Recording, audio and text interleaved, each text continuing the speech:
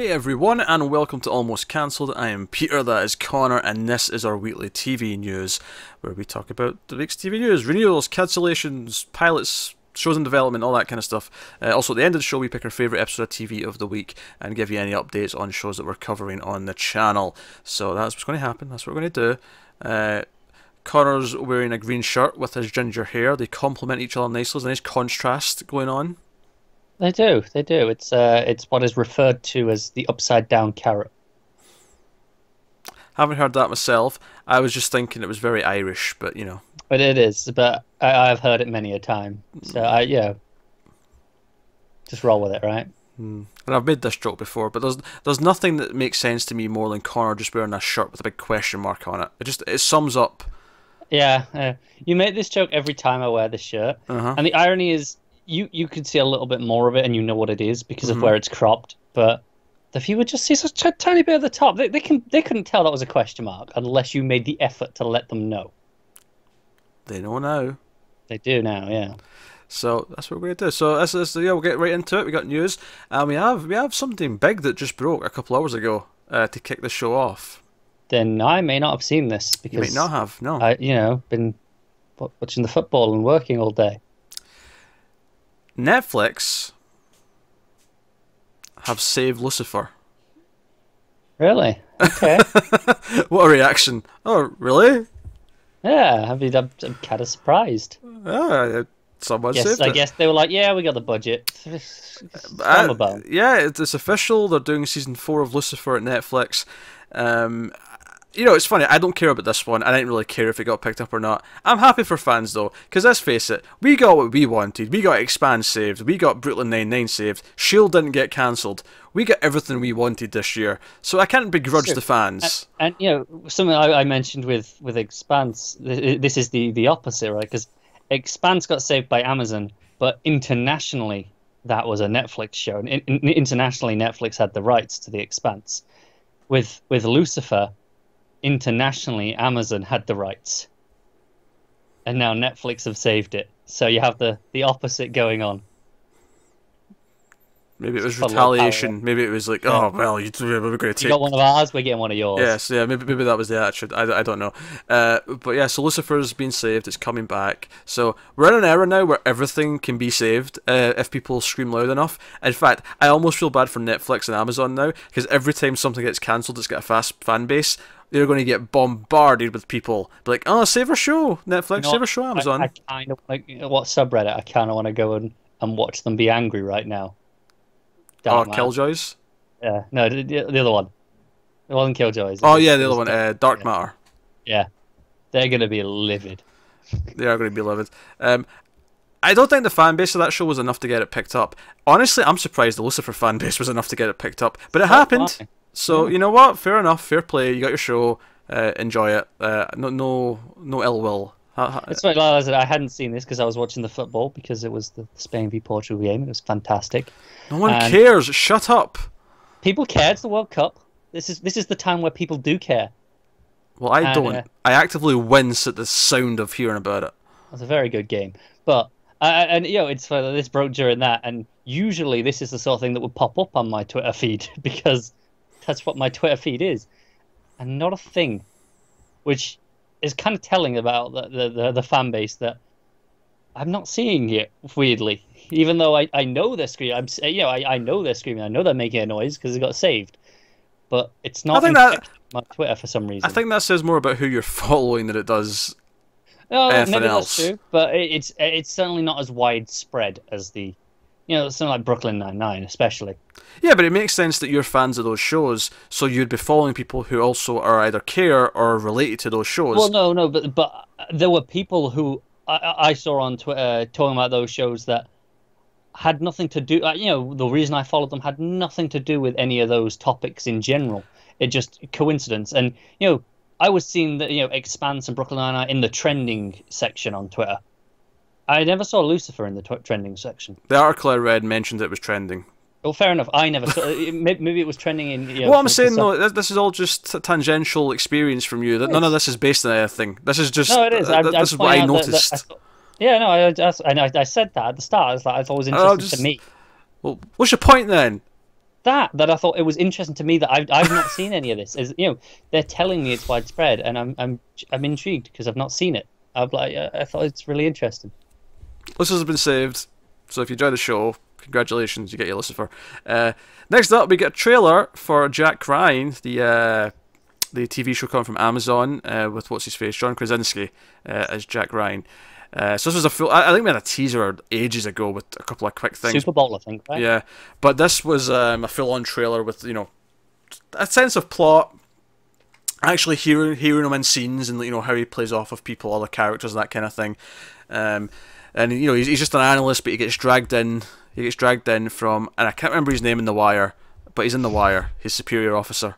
Yeah. So people know who I'm talking about. Bunk. Yes, I got it. Bunk. So yeah.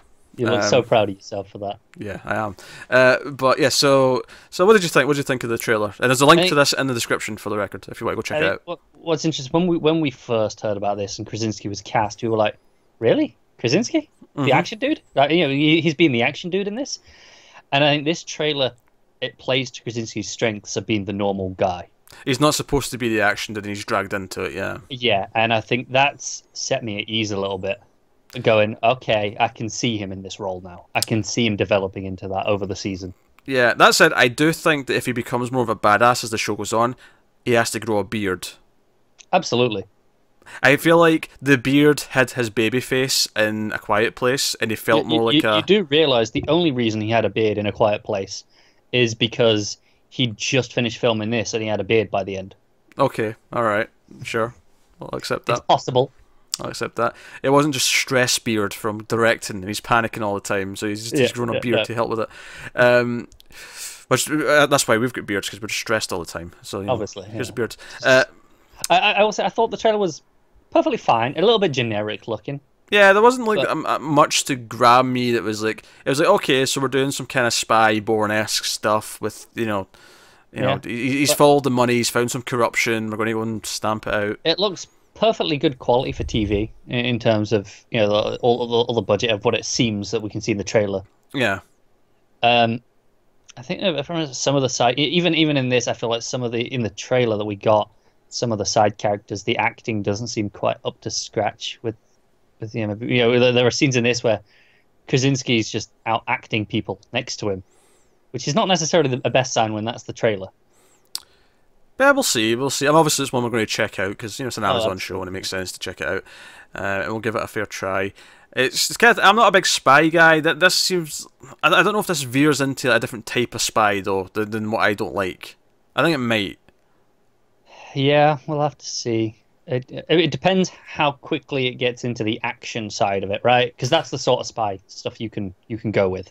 It's not even just so much that. I think the spy stuff I don't like is the boring Tinker Tailor kind, right? Yeah. And I think the suave kind, which is where my dislike of James Bond and that sort of stuff comes into it. And at least I don't feel suave from this. There's nothing suave about him. No, definitely not. So I like that. So this feels more, Bourne, early Mission Impossible. It feels like he's going to grow into Bourne. He's not there yet, but it feels like that's what he's going to grow into. That's what the tone's telling me. Yeah. Which is not necessarily a bad thing. I could find myself enjoying this show quite a lot. I like those first 3 Bourne movies, so Yeah. Yeah. And to this day, I don't understand why that when they brought back Matt Damon for the 5th one, why was that not called Born Again? Come on, people! It rates itself. It rates its damn self. All right, let's move on. That's end of August for that, right? Yeah, August 30. I think it's the last day of August. Yeah, 31st. Okay, cool. So yeah, that's coming up. It's quite close now. When they first announced that date, it was so far away, but now it's like, it's a couple of months. Yeah, I'm all right with that date as well, because it's like, okay, it gives us enough time to check it out before any real pilot season starts.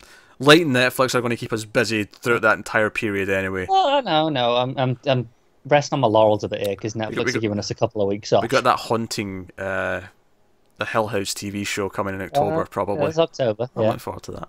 Anyway, so we got some casting updates for 2 CW shows, DC CW shows. We have a bunch of people promoted to regular status. Okay, anyone interested? Across 2 of the shows. So we have one Supergirl. We have Jesse Rath, who plays Brainiac 5, is now a regular for season 4. I think that's a good news. I like that character.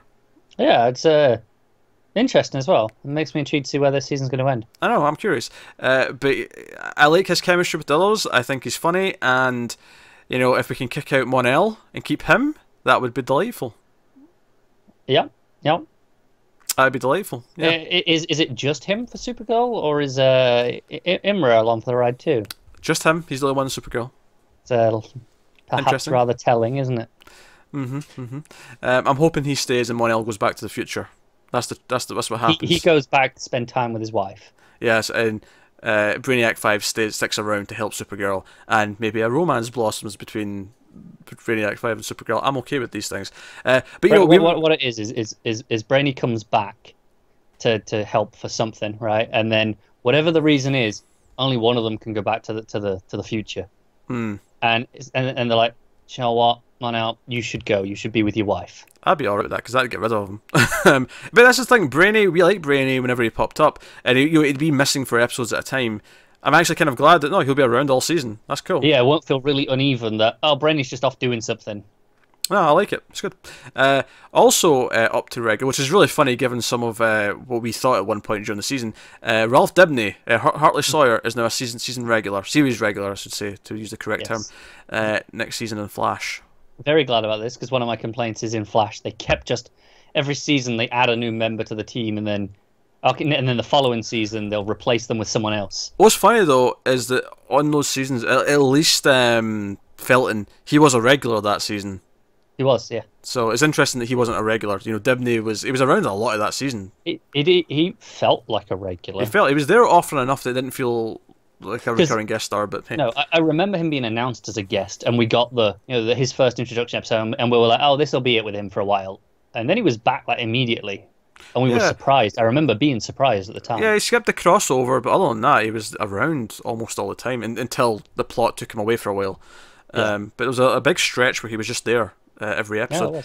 Yeah, also in Flash, though, the third one that I've got here, the final one, is D.A. Cecile Horton. Is going to be a regular, and she's been around for a couple of seasons now, and she's been a bigger and bigger part of the show as we've went on, so it makes sense. Yeah, it was only a matter of time on this one, right? Yeah, she has fun with Joe, and you know, they've got a kid now, so we'll see how that plays out. That's Danielle Nicolette who plays her, who's been up to regular, and I've mentioned this on the Flash reviews, but just she was the girl at the front of the class in Third Rock from the Sun in John Lithgow's classroom. That was one of those weird things where I found it. I was like, oh shit, yeah, like I knew her face from something. It's been 20 years.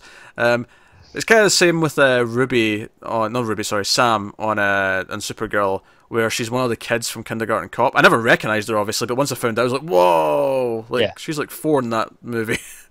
So, you know, which puts her at a very similar age to us, actually, funnily enough, when you think about it. So, but yeah, so that was a casting update. So we got some season regulars for next year. I wonder if anyone's leaving. Now, we know someone left in Arrow, and I guess someone kind of left on Flash, although he was already kind of gone for a lot of the season. So so we'll see. All right, next up, we have a showrunner swap. Star Trek Discovery. Here we go again. Is losing. Aaron Harberts and Gretchen J. Berg are leaving Star Trek Discovery and being replaced with co-creator Alex Kurtzman as the sole showrunner for season 2. I mean, at least it's someone who's been in place the entire time, right? Kurtzman's movie work does not fill me with confidence. Did he work at all on Fringe though? I know one of them did. Maybe both of them did. So maybe he's better suited to TV. So maybe it'll work out okay. But do you know what? My concern isn't even who it is here. It's that we can point at specific elements of that first season where we're like, no, this is because of the showrunner changes. We can see where this is what the original plan was. This is what the new plan was, but there wasn't time to change it, right? So we're hoping that this is before they have to kind of mix two things. Yeah, exactly. Because that was one of our biggest positives at the end of the season was, well, we're in an okay place now. We've got a showrunner who can just do their thing from the start. And here we are. So yeah, Star Trek Discovery is a revolving door showrunners. Of course, Yeah. Yeah, so hey.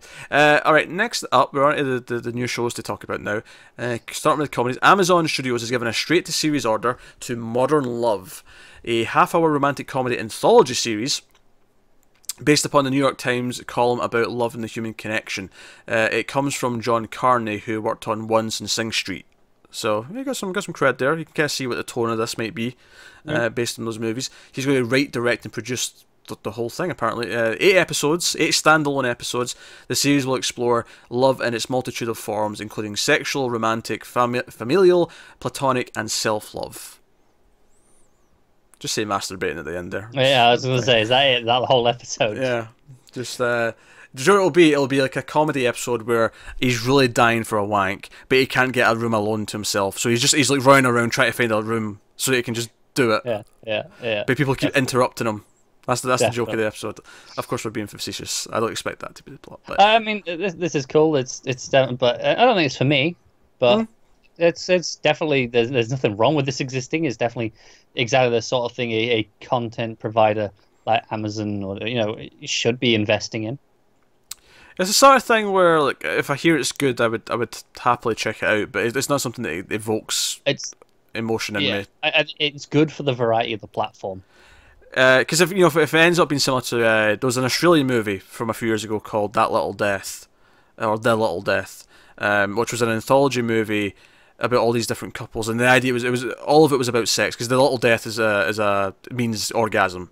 And it was like exploring all these different people with different fetishes. But that is a wonderful movie with lots of fantastically quirky little points to make, and it's worth watching. The final story, which kind of, because a lot of them intercut with each other, but the final story that's like the last 10-15 minutes is like worth it as a short film on its own. It is phenomenal. So there's a recommendation.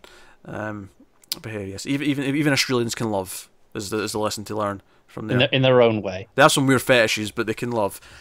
My favourite, the funniest one by far, was there's a wife who gets turned on by seeing her husband cry. So she starts doing worse and worse things to make him cry because she gets off on it. It's very selfish. Yeah, it was very selfish, but it had good points to make as well. It wasn't just a comedy. So anyway, moving on. Showtime's given a series order to comedy series Black Monday. We'd heard about this before. It was called Ball Street the last time we heard about it. The show goes back. We had a pilot order a while ago, but now it's been ordered to series. It goes back to October 19th, 1987, aka Black Monday, the worst stock market crash in the history of Wall Street. To this day, no one knows who caused it until now. It's the story of how a group of outsiders took on the blue blood old boys club of Wall Street and ended up crashing the world's largest financial system, a Lamborghini limousine, Don Henley's birthday party, and the glass ceiling. They've ordered a 10-episode first season coming sometime next year, and it will notably star Don Cheadle, Andrew Reynolds, and Regina Hall. So, I do distinctly remember that description. Yeah, obviously it's got some pedigree there in the cast. It's I can see this being like a I don't want to quite say heist. I'm almost imagining like a heist movie mixed with Big Short. Yeah. Okay. But when I say heist, I just mean in the planning of what they're doing, not so much that there's actually a heist per se. Yeah, no, I get you. Or maybe more of like a newsroom drama, but instead of like a newsroom, they're talking about news. It's all like how they're going to foil things and they get updates on things. I don't know. I can see that. So, no, it could be all right. Interesting to call it comedy. I think that's what maybe makes it a bit more interesting. If this was a straight drama about crashing the stock market, and I suppose you could argue that Mr. Robot season 1's largely about crashing the stock market, but it's not what it's sold as. Context. Yes. Next up, Netflix has ordered a drama series about humanity's attempt to reach Mars. Loosely inspired, yes, more Netflix content that we're clearly going to try. I know, I'm like, God damn it, Netflix. Loosely inspired by Chris Jones' Esquire article Away, which is presumably going to be the title unless they change it. The series is described as an epic love story and a thrilling tale of survival set against humanity's greatest endeavour, the first human mission to Mars. Emma Green is an American astronaut who must leave her husband and teenage daughter behind in order to command an international space crew embarking upon the treacherous year-long mission. It is a 10-episode first season. Notably, Matt Reeves is going to executive produce through his production company, which doesn't necessarily mean that he's that involved. They're still looking for a showrunner, but I thought it was notable enough to mention. Yeah. Matt Reeves is kind of involved in a roundabout way. On some level, yeah. Yeah. Oh, I'm down for this. Sounds pretty good. I do. I like these. I mean, we can't really see this until we've seen it, but it sounds like a more grounded. We're going to, what would an actual space flight to Mars be like? And then, I like that sort of stuff. It's just the sort of stuff It's like when you watch The Martian. It's like, okay, they're basing all this on theory, and even though we've not done it yet. Yeah, it's funny as well though, because last week, if you watched our trailer talk, we had First Man, and this thematically sounds very similar to what I was getting from that trailer. Oh, it does, yeah. It's about her and her family and how it's affecting them. But the benefit this maybe has over First Man is that it's the actual unknown, because we don't know where this is going to go. Right, exactly. Yeah. So, there's potential there, and would it be a nice touch if they let one of the, like, maybe her, like, land first on Mars, like, so it'd be a woman who steps on Mars first. Like, we took the moon. Well, she's leading the mission, right? So is the leader the one who always goes down first? Well, I mean, I assume she gets to make that call at least. Yeah, I suppose. I like the idea that, okay, we took the moon back in the 60s, so... No, you can have Mars. Yeah, women can have Mars. Yeah. Yeah, it seems fair. For all the bullshit they put up with on a regular basis, you know what, you can step on Mars first. It doesn't make up for it all, but it's a goddamn start. Here, have Mars. Have Mars, come on.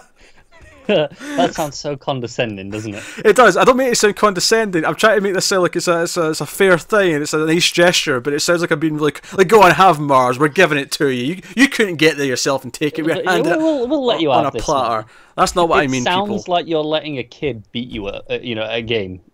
Yeah, that's not what I meant that to sound like, right? So I want to make that clear.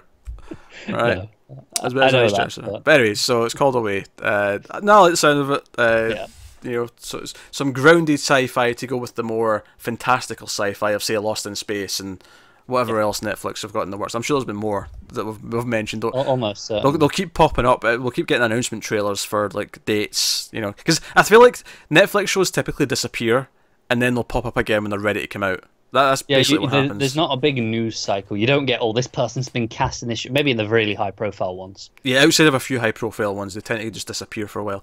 They've also ordered another show called Chaos, and this is like an acronym, KAOS, so it says Chaos. And it comes from the creator of The End of the Effing World, which was a Netflix co-production. So this is billed as a contemporary reimagining of Greek mythology. And Netflix said it will explore the themes of gender, politics, power, and life in the underworld. So the creator of The End of the Effing World, Charlie Covell, is going to write the show. And it'll be darkly comic in tone as her earlier show. So I know people really liked End of the Effing World. Yeah, we had a few people requesting that we do it, but we were already kind of too late to the party to get to it. Yeah. When it popped up, so... But did hear good things. I like the sound of this. I'm a big fan of Greek mythology. Yeah, I'm not hearing nothing about that, but I mean, the darkly comic tone means that I won't really have to care about it, I guess. No, that's true. So, Alright, here's something you weren't expecting this week. You may not even remember this as a thing to even be surprised by this. So, MTV are looking into bringing back a live-action version of Aeon Flux. Okay. Do you remember Aeon Flux in any capacity? Vaguely. There was an animated series, a couple of animated series maybe. I didn't know about those. I only know it from the movie. There was a Charlize Theron movie that came out in about 2005, and I never saw it. Even though it sounds like my sort of thing from premise, it looked like garbage, and from all the reviews I saw, it was indeed garbage. So I've never went back and watched it. Annoyingly, if this happens, we may have to do it on Influx for relevance sake. But so MTV are looking into this. Jeff Davis from Teen Wolf and Criminal Minds is along with Gaylan Hurd, who produces a bunch of stuff. She's produced half the James Cameron movies, but more relevantly, she's produced Walking Dead in recent times. But written by Davis, the live-action series is set in a future dystopian state and revolves around a young assassin who teams with a group of biohacking rebels to save humanity as she becomes the hero known as Aeon Flux. That sounds perfectly good. Yeah, that sounds perfectly up my alley.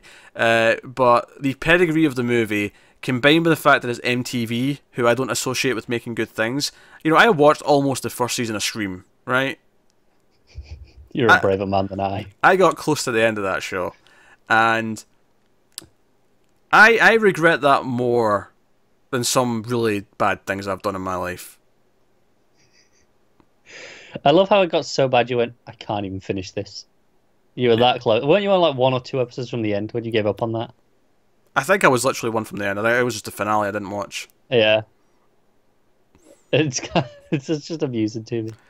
I mean, I all the people I've buried in out back that I've accidentally killed with various ways. I don't feel anything for them, but I regret this. I regret spending time on this. Yeah, I bet you do. Yeah. And there's going to be that one commenter who took my joke there about having bodies buried in the back seriously. Yeah, no, the real crime is you didn't take the money out of the hooker's pocket before you buried her. That's the real regret. That got dark. Okay, moving on. So, Media Rights Capital, otherwise referred to as MRC, has got the rights to a Stephen King book, The Outsider. They've got a 10-episode... one? I think it's the new one, yeah. They've got plans for a 10-episode limited series adaptation, which sounds kind of perfect for a book. I feel like a limited season of a TV show is better for a book than a movie, usually, just given how much is typically in it. Yeah, no, definitely, and we've seen it work for Stephen King novels in the past. Yeah, it can be a short book, of course, therefore it may work in a movie, but typically I expect a limited series of some kind to be better for it. So they've got Richard Price to write it, Jack Bender and Marty Bowen are producing it, and Jack Bender might direct it. Jack Bender's a big TV director. He did the Lost pilot, most famously. He came back for all the Lost finales and stuff, so he's done a lot of big TV shows. So he might direct the pilot. The thriller is a he or sorry. The thriller is he or isn't he an innocent man accused? That's a horrible way of saying that. Accused of a horrible crime story. Here, the main character Terry Maitland, one of Flint City's most storied citizens, a little league coach, English teacher, husband, and father of 2 girls. Maitland is arrested in front of everyone and charged with the grotesque murder of an 11-year-old. Even though Maitland has an ironclad alibi, he was at a conference and seen by witnesses. His DNA was found at the murder scene along with his fingerprints. So it sounds a lot more like a horror than the description leads me to think it is. I'm assuming the outsider in question is whoever did this crime. That's the outsider. But this is a fine season of TV. I agree, especially as a limited season. Just, knock it out. Yeah, you got your mystery. Will he prove his innocence, and it'll all wrap up. It doesn't have to be dragged on. Did they say how many episodes they were planning? 10. 10, yeah. No, that sounds all right. I mean, this is the sort of thing where I might have gone. Oh, I'd have on gut expected maybe 8, but I mean, 10's probably fine. Yeah, maybe they'll flesh a couple of things out if they want to focus on some other elements and. But hey, for all we know, it's like a 900-page book, so maybe 10 exactly. is perfect. Maybe there's slightly more in it than I'm expecting. But based on that description, I'd have thought 8. But okay. So next up we have Hyde Park Entertainment Group has acquired the rights to Greg Grandin's non-fiction book Fordlandia to develop as a potential TV show. But more notably than that, they have Werner Herzog on board to direct, or attached to direct at the very least.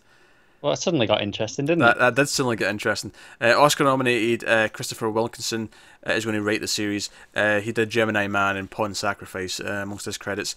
Fordlandia tells the extraordinary true story of the richest man in the world in the 1920s, Henry Ford, and his attempt to recreate small-town America deep in the heart of the Amazon. That is perfect for Herzog. It is, isn't it?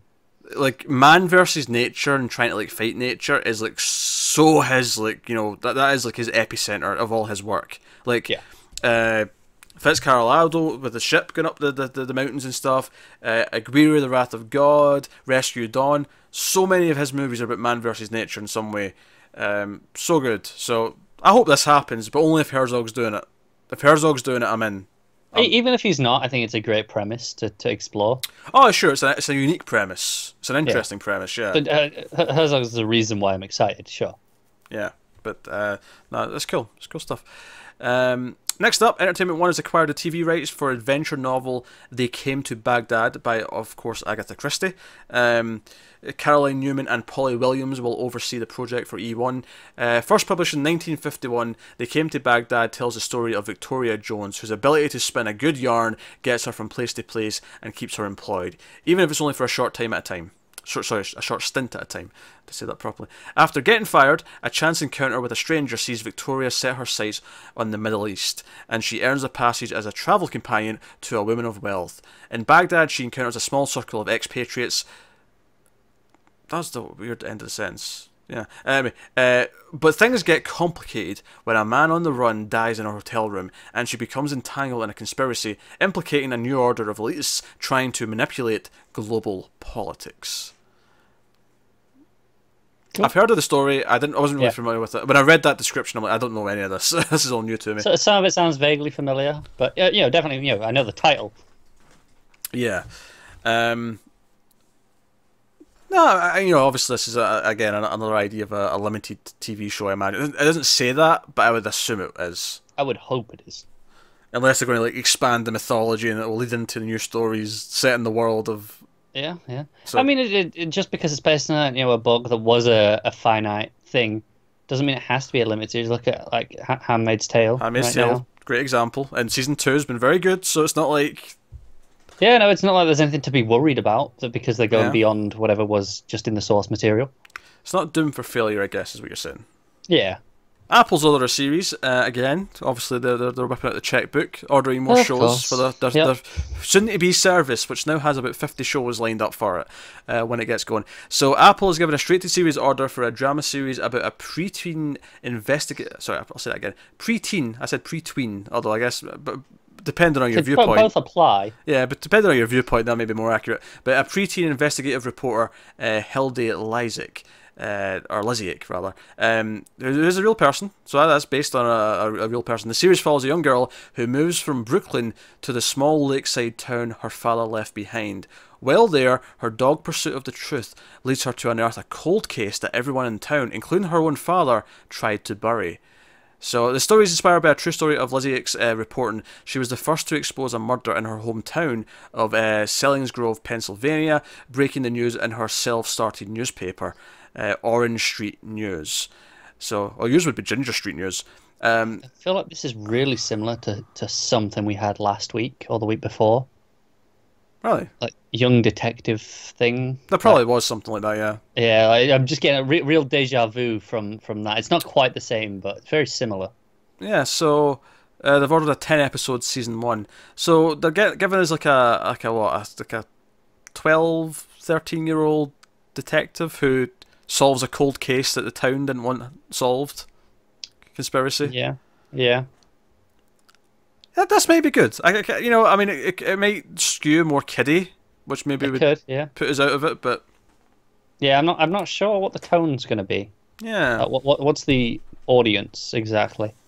But I mean, it's not necessarily going to be bad. I mean, it might not necessarily be for me, but it could be. I don't know yet. The fact that it's based on a real person who kind of did something. I mean, I don't think it's going to be the exact case or anything like that, but it's based on someone who did solve a crime on her own at a young age. Yeah. Like, I have to imagine it will be less like it's not going to be like a Nancy Drew type like no, just pulpy mysteries. I don't think it's going for that tone. But I mean, maybe they do play it up like that. Maybe they could.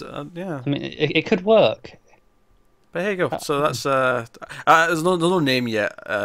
Untitled for now. So I assume they'll come up with a snappy name for it. Kid Detective. But they're making a point journalist, not detective. Kid journalist just isn't as snappy.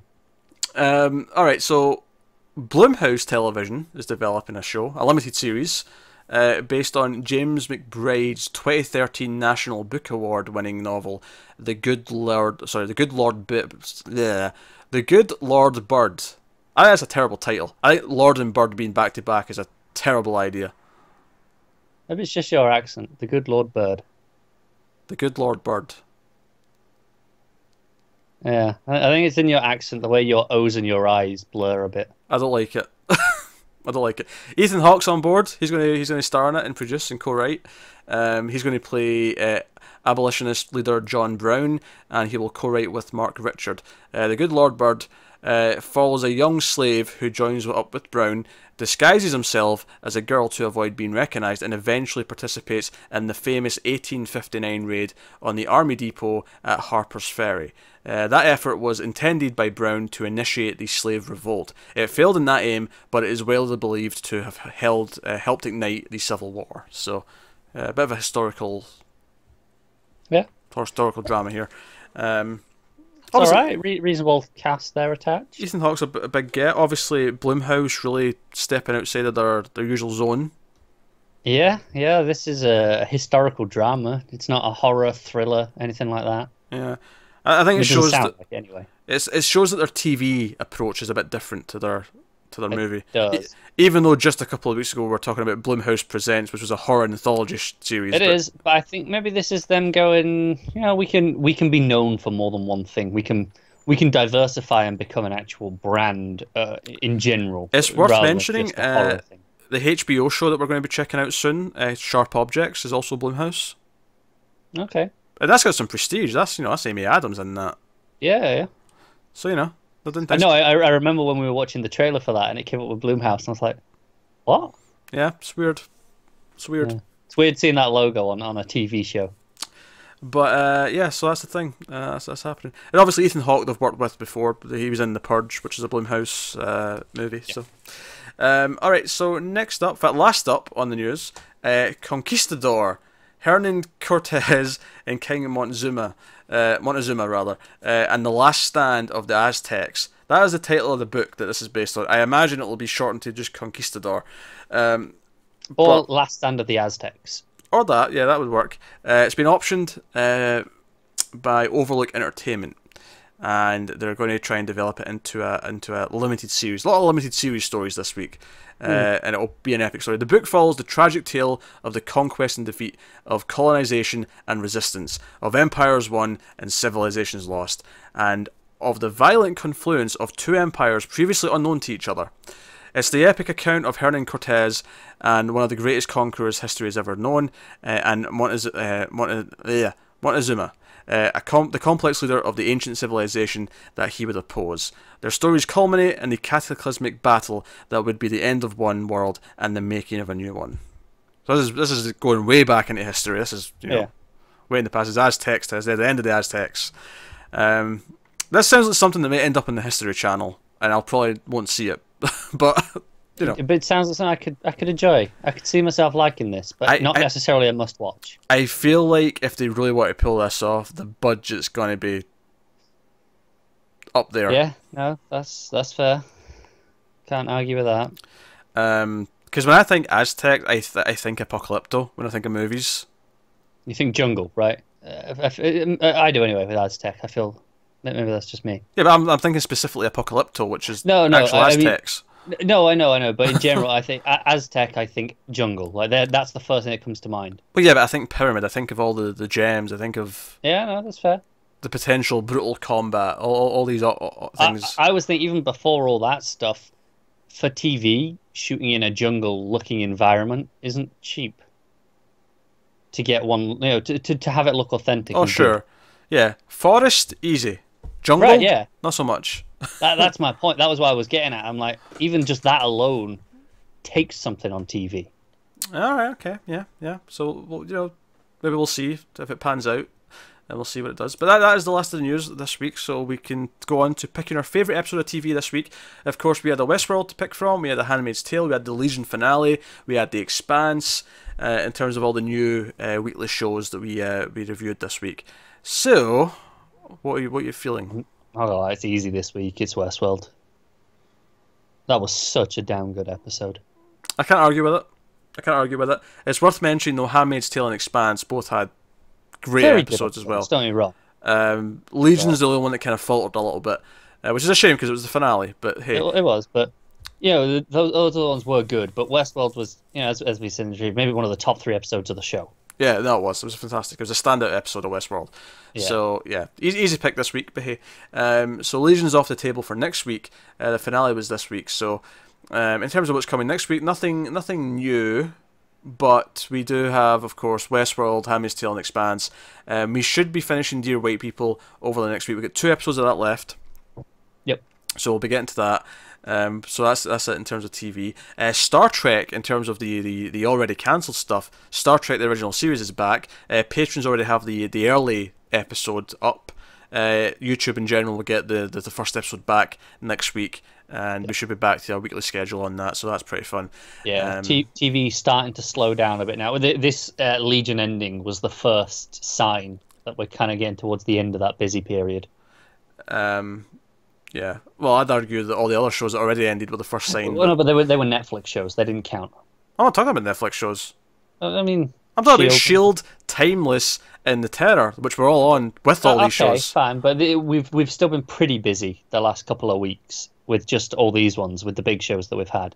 Well, now we're moving into the actual, this is the quiet period that we've been talking about that's coming up, where we're going to be doing all our makeup episodes of things, our catch-up.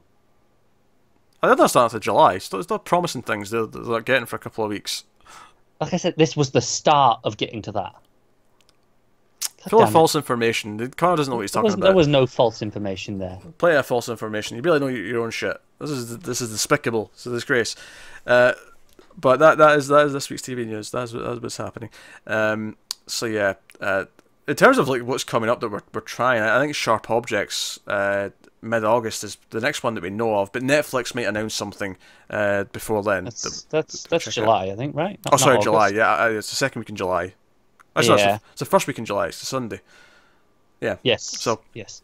We got that, and then the next thing we've got is Castle Rock, which is towards the end of July. Yeah. So things are slowing down for the better, because it means we can fit in things but easier, and movies and Star Treks and all. To be expected. Summer is traditionally the slow point for TV. Yeah, but this is the thing, though. None of the reasons why we're busy have anything to do with the regular network schedule. They're all cable shows, or no, whatever. They are. But yeah, again, these are just outliers. Still, they're just okay. This is what happens to be on now. So that's what's coming up. But that is us. So let us know what you thought of the news in the comments below. Like and subscribe, all the usual stuff. Get us on the Twitters at mailed_fuzz for channel updates. If you want to support the channel, head over to patreon.com/mailfuzztv. The first ever Almost Cancelled Extra for patrons is coming up soon. We'll be recording that within the next week, I think. And we should have that out. So you can look forward to that. If you're a patron, go check out Patreon and see if you fancy supporting us over there. If not, you can support us by all the other stuff, like and subscribe and all the usual stuff. But otherwise, that is us. So thank you once again for watching or listening. We always appreciate it. Keep watching TV, guys. Have you got any vanilla?